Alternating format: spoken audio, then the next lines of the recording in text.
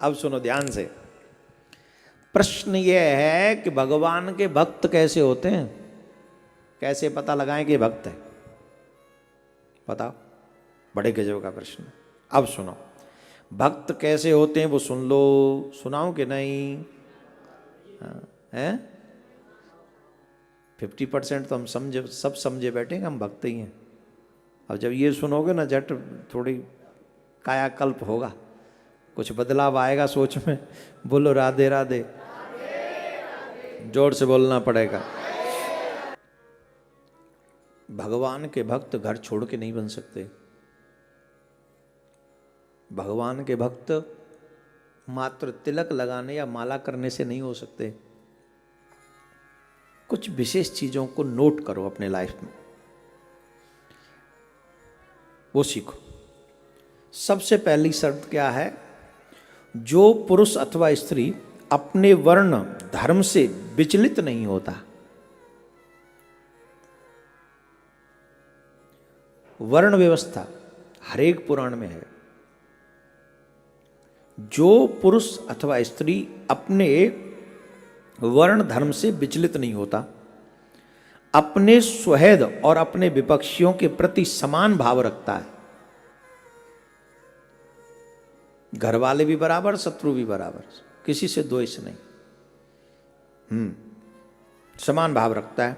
किसी का द्रव्य हरण नहीं करता।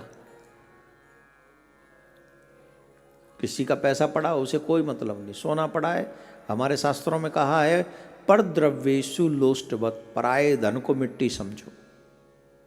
और आजकल पराये धन पे आंखें गाड़ के बैठे, कैसे भी करके ये मिल जाए, ये मर आ जाए, बस काम हो जाए। नहीं,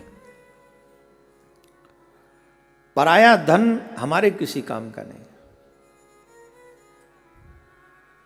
अब आप कहेंगे, आप तो हमसे कहते हैं इतना दान दो, इतना दान दो, क्यों? ये क्या है? आप लोग गौशाला बनवाते हैं, हमसे दान मांगते हैं। आप और जो व्यवस्था करते हैं सबसे कहते भूमि दान दो, ये क्या है? अच्छा बताओ, ये पराया धन है? गुरु कौन होता है? शिष्य क्या गुरु से अलग है? जैसे बाप की संपत्ति बेटे की होती है, जैसे बेटे की संपत्ति बाप की होती है, वैसे ही जो गुरु भाव रखते हैं उनकी संपत्ति गुरु की संपत्ति उनकी, ये सब एक भाव है। और सत्कर्म के लिए अच्छा मांगना भी, जैसे मांगा तो पराये धन की कहाँ रही? वो तो मांग रहा है, आपकी इच्छा है, आप दो चाहे आप मत दो, तो वहां पराये धन पे दृष्टि नहीं रही, वहां तो जरूरत की बात हो गई। लेकिन कोई देना नहीं चाहता, फिर भी वहां आंखें टिका के लगा के बैठे, ये चाहिए, नहीं दे रहा है तो जबरदस्ती ले लेंगे, चोरी कर लेंगे, उस बात की हो रही है यहां पर। जो व्यक्ति पराये द्रव्य का हरण नहीं करता तथा किसी जीव की हिंसा नहीं करता।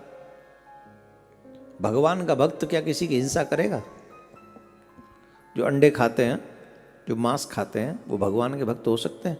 जो बलि देते हैं, क्या वो भगवान के भक्त हो सकते हैं? इसमें स्पष्ट प्रमाण है, जो किसी की हिंसा, किसी जीव की हिंसा नहीं करता। भगवान को क्या बलि पसंद होगी? और क्यों भगवान, और अगर उनको बलि पसंद है तो फिर यहां वर्जित क्यों?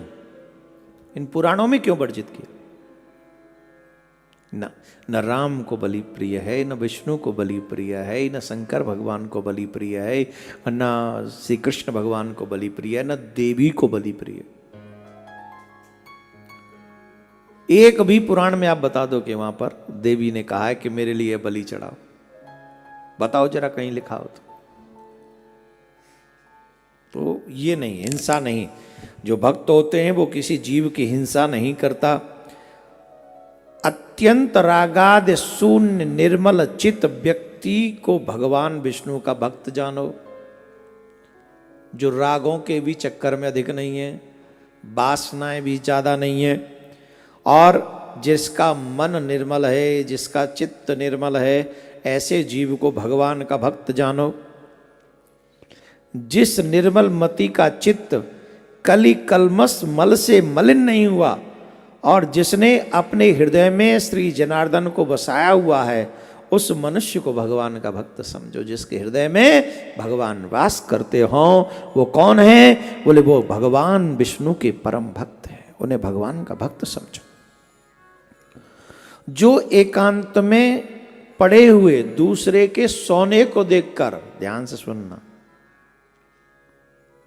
जो एकांत में पड़े हुए दूसरे के सोने को देखकर भी उसे अपनी बुद्धि का तृण के समान समझकर, बुद्धि द्वारा उसे तृण के समान समझकर निरंतर उसको इग्नोर कर देता है, और जो समझता है उसे तृण समझता है, भगवान का अनन्य भाव से चिंतन करता है, नर श्रेष्ठ विष्णु का भक्त उसी को जानो। एक कथा आती है, ये क्या कहा गया कि दूसरे के स्वर्ण को अकेले में, जब कोई नहीं है, स्वर्ण नहीं पड़ा है पर है दूसरे का, तुम्हारा तो नहीं है, उस स्वर्ण को भी देखकर जिसकी बुद्धि विचलित ना हो। भक्त किसको कहते हैं? एक नाम सुना होगा आपने भक्तों में, राका वाका सुना है? पति पत्नी एक बड़े गरीब थे, लकड़ी बेच के अपना उदर भरते थे। लकड़ी बेचते, बाजार से वन में से लाते, बाजार में बेचते, उससे जो धन मिलता उससे अपना अतिथि सेवा भी करते। उसमें कोई अतिथि आ जाए तो अतिथि सेवा भी करते और फिर भोजन करते थे। तो लक्ष्मी जी ने एक बार कहा, ये आपके भक्त हैं और आपको इन पे दया नहीं आती, ये बेचारे कई दिन भूखे रह जाते हैं, आपको कुछ तो दया करनी चाहिए इन पे। भगवान बोले, लक्ष्मी मैं तो दया करता हूं पर ये मेरी भी दया लेना नहीं चाहते, इतने श्रेष्ठ हैं ये, इन्हें हमसे ही नहीं चाहिए कुछ। अरे महाराज जो हमें पागल बना रहे हो, ऐसा कौन है जिसे आपसे कुछ नहीं चाहिए? बोले ये ऐसे ही है, इनको कुछ नहीं चाहिए मुझसे। नहीं नहीं प्रभु। बोले हाँ हाँ देवी। बोले आप दे के दिखाओ, आप दे के दिखाओ इन्हें। भगवान बोले चल तुम्हें दिखाते हैं। तो आगे आजकल की तरह नहीं है कि पहले पति, आजकल तो थोड़े मॉडर्न है, कोई बात नहीं, थोड़ा समय चला खूब घूमो, कोई बात। पहले पति पत्नी, आप गांव में जाओ किसी पति पत्नी, आजकल तो गांव में भी धाम चिक्का मच रहा हो, तुम आई सुबैया बड़ा बुरा है, गांव ना रहे हो। पहले हमने ये देखा था, कोई पति अपनी पत्नी को लिवाने आता था गांव में, तो पति आग जाग में खरगाए कुआ पे ठाड़ा होगा, और फिर वो पत्नी जा रही है अपनी माँ के संग, बहन के संग, है पति के संग नहीं बैठती थी कि अरे मेरे भैया क्या कहेंगे, मेरे पापा क्या कहेंगे, मेरी माँ क्या कहेगी। पैदल पैदल वो जा रही है, वो बेचारा पैदल पैदल दूर खड़ा होगा, वहाँ प्रतीक्षा कर रहा है, और जब तक गांव की सीमा ना निकल जाए तब तक पत्नी पीछे पीछे चलती थी और पति आगे आगे चलता था, और पति मुड़ के भी नहीं देखता था देवी आ रही है कि नहीं। वो छम छम की आवाज़ जो पायलों की, चूड़ियों की, खन खन की, इसी से अंदाज लगाता था देवी जी पीछे चल रही हैं, सुरक्षित। चित्त वहीं रहता था देवी जी में। ऐसा कौन सा नयो पति है जाको नयो ब्याह है और बहू में ध्यान न जाए, है कोई ऐसा? अच्छा बताओ, है कोई? हाँ, जब नई नई शादी भई हो तो चित्त उसी में रहता है, लेकिन मर्यादा देखो आंखें सामने। आजकल के लोगों का चित्त कहीं और, नजरें उस पे, घबरा गए, परेशान हो। ईमानदारी से देखो, जिससे तुम प्रेम करते हो उसके चित्त में तुम नहीं हो कहते हो, लेकिन आंखें तुम पे टिका के रखे। पहले लोग चित्त अपनी पत्नी में लगा रखें, नजरें सामने इसलिए हैं क्योंकि लोग क्या कहेंगे, ऐसे लोग चलते थे पहले। अब काय बात पे कह रहा था मैं? राका वाका के। तो आगे आगे पतिदेव चल रहे थे, पीछे पीछे पत्नी आ रही थी। तो भगवान विष्णु ने सोचा कि चलो इनकी कुछ मदद कर देते, हेल्प कर देते। तो भगवान ने कुछ धन या कुछ मणि वहाँ पटक दी। कहाँ? जिस मार्ग से राका जी जा रहे थे उनकी नजर उन पे पड़ी। किनकी? जिनके घर में खाने को नहीं है, अभी खाने के लिए पहले लकड़ी तोड़ने जा रहे हैं, सूखी मिल जाए, फिर उसे बाजार में बेचेंगे और फिर जाके अन्न इत्यादि लाएंगे, कुछ मिल जाए तो ठीक है, फिर अतिथि को खिलाएंगे, बचेगा तो पाएंगे। भगवान ने उनके सामने ऐसा कुछ मणि या स्वर्ण सोने की मुद्राएं वहां पोटली में बांध के छोड़ दी, और ऐसी पोटली खुली हुई जिससे वो दिखे। आगे आगे पतिदेव जा रहे थे, पतिदेव की नजर पड़ी तो पतिदेव ने सोचा कहीं ऐसा ना हो कि इसे देख के हमारी पत्नी का मन मचल जाए। भाई पत्नी का एक रोज रोज लकड़ी बेचने से क्या फायदा, ले चलो सेवा करेंगे। तो उनके पतिदेव ने क्या किया, मिट्टी डालने लगे उस पे। किस पे? स्वर्ण मुद्राओं पे। काय के लिए? जिससे हमारी पत्नी को दिखाई न पड़े, उस पे मिट्टी डालने लगे। इतने में आ गई उनकी पत्नी। उनकी पत्नी कह रही मिट्टी पे मिट्टी क्यों डाल रहे हो? क्या कहा? अरे महाराज मिट्टी पे मिट्टी क्यों डाल रहे हो? ओहो, पति की आंखों से झरझर आंसू बह निकला। आहा, मैं क्या समझता था, तुम क्या निकली, तुम तो मुझसे भी आगे निकल गई, तुम तो मुझसे भी आगे निकल गई। मैं तो समझ रहा था कहीं इस स्वर्ण मुद्रा को देखकर तुम्हारे मन में लोभ न जग जाए। मैंने तो स्वर्ण मुद्रा तो समझी, तुम तो उसे मिट्टी समझ रही। क्या बात! ऐसा हमारा ज्ञान, ऐसा हमारा पुराण, ऐसे हमारे भक्तों का इतिहास है। और ये उनकी बात है, किनकी?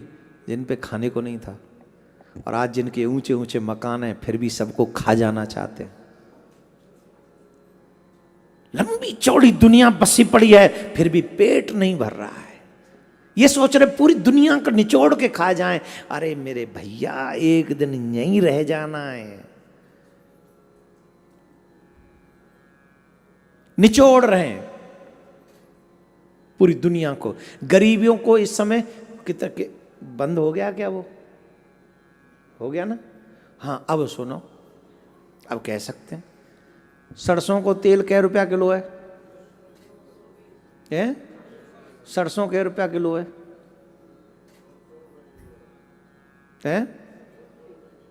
अरे सरसों कै रुपया किलो है? सरसों नहीं मालूम?